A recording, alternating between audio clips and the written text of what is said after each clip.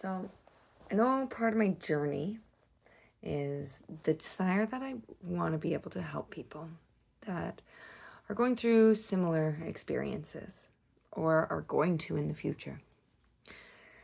So, as I go through my awakening, my experience of burnout, and my nervous system being so screwed up, it's kind of beautiful that I've been able to slow down and look inward and have an understanding of what's really going on. So after becoming burnt out and almost like crying every day going to work and feeling such overwhelm, after having like swollen lymph nodes for months that were all like checked out and benign, but my body screaming at me that I was in a stress response. And I've tried to like find resources and access to figure out what was going on and slow down the overwhelm. And it was actually really hard to find access that I could go and sit and talk to somebody and even a peer group or a support in any way to kind of feel like I wasn't just scrambling and trying to pick up the pieces and put it all together. And again, my nervous system just in complete fight or flight overwhelm. So after taking a leave off of work, it took about 7 weeks, 8 weeks. And that's diving into my practice of yoga and just trying to calm myself down and trying to like meditate, trying to find stillness.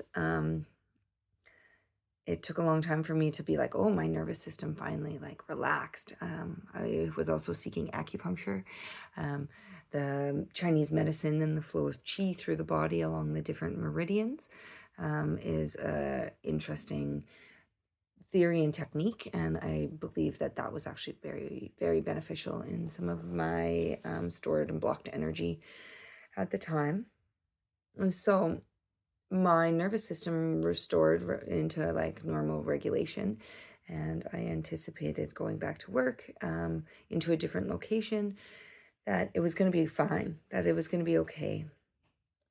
And what I'm struggling with is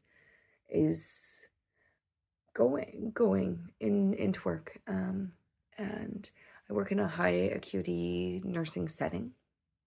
And what I am noticing is it's even 24, 48 hours before I know and I start having it. And I'm here and I'm teaching about shifting mindset, and I'm teaching about positive thoughts and positive affirmations. And so I'm working through that and also recognizing what is in my control and not.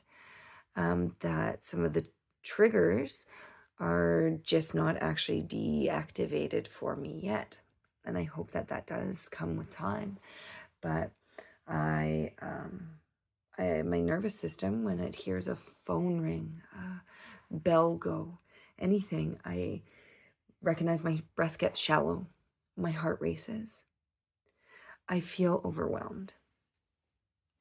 And that's not the way anybody needs to feel when they're trying to provide safe care or do their job, that there's a trigger there that exists. So that was my experience of today and then the last bit, where I'm trying to figure out my nervous system regulation in response to this, and the thing of like a PTSD in response to some of the stimulus and feeling so overstimulated. So this comes down to, what do I do? What do I do now? And I was very hopeful to be able to return to work and to be able to just go and enjoy my job and enjoy my coworkers. And now I'm faced with that I might have to leave this job. And I recognize the thoughts that come up like in it our fear of like the unknown of what comes next. If this ends up being needing more time to regulate my nervous system, this is going on to like a long-term disability, because I've been on sick leave for 3 months before my return to work here. And when we think long-term disability, all of a sudden there's like red flags in my head. And I know that's not true. If I was telling a friend this, I would be saying, do what's best for you. You have to do what's best for you.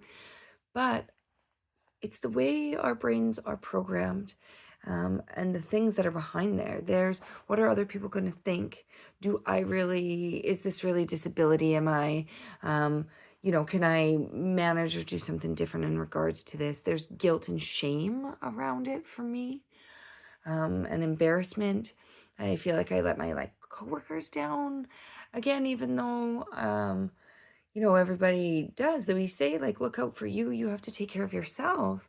But it's our own self-limiting thoughts that like program in there of like, well, I'm a failure now because I'm not being able to like return to the capacity that I wanted to.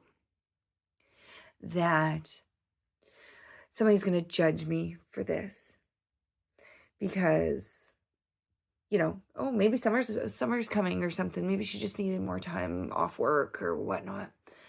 And those are all the programmings that like come up and come forward, where somebody maybe doesn't take that like step that they're supposed to take care of themselves. And where do you start juggling like your self-care with all these thoughts of like, oh, I shouldn't have to do that, and I should be strong, and I just keep going, it'll get better, and like keep pressing it down and pressing it down. And I think I pressed down a lot of stuff for a long time, and I'm recognizing now that I left the job that I'm trying to return to now and into another job because I was getting burnt out of it. And I just didn't know that time. So now in this new job that I had, and when I actually did finally like get burnt out, and my nervous system just completely has told me that you need to stop. Written in my journal from last July or August, something like that, as my overwhelm was ramping up. And journaling became a really good like outlet. And let's be clear, I wasn't ever like suicidal during any of my mental health journey here, but it did say, slow down or you will die. You will find your body at the bottom of a pit where, I don't know, your soul gave out. And it was really deep and dark almost. And when I reread it like 2 months later, when I'm going through this burnout, my body was crying for me to slow down, to like give it a break, to give myself some self-compassion, the way that I would advise a friend to do so. So today, I have this beautiful knowledge and journey ahead of me, and I get to see the thoughts that go on and the things that could stop me and what people might think and what I think within my own head. And then I get to make the choice if I'm going to let that stop me, and I'm going to like keep sucking up and either like stifle down or keep not listening to my body, or if I'm going to listen to my body, even though I wanted a different outcome. But I think I have to choose self-care. And I don't know how that's exactly going to all unfold and look. But I think my message for today is sometimes we want something to look different. And we have to stop and listen to ourselves, our inner knowing, our inner body, our nervous system that's maybe screaming at us when something isn't quite right or aligning. Today, I challenge us all to take the time that we need for ourselves, to look inward, and to continue on an inward journey. So I continue to grow and transform, and I'm grateful in that and acknowledging that I'm here to take care of myself. So I'll breathe all the fear, the worries, the concerns in, wash them away, clearing everything, my busy mind, the worry, the fears.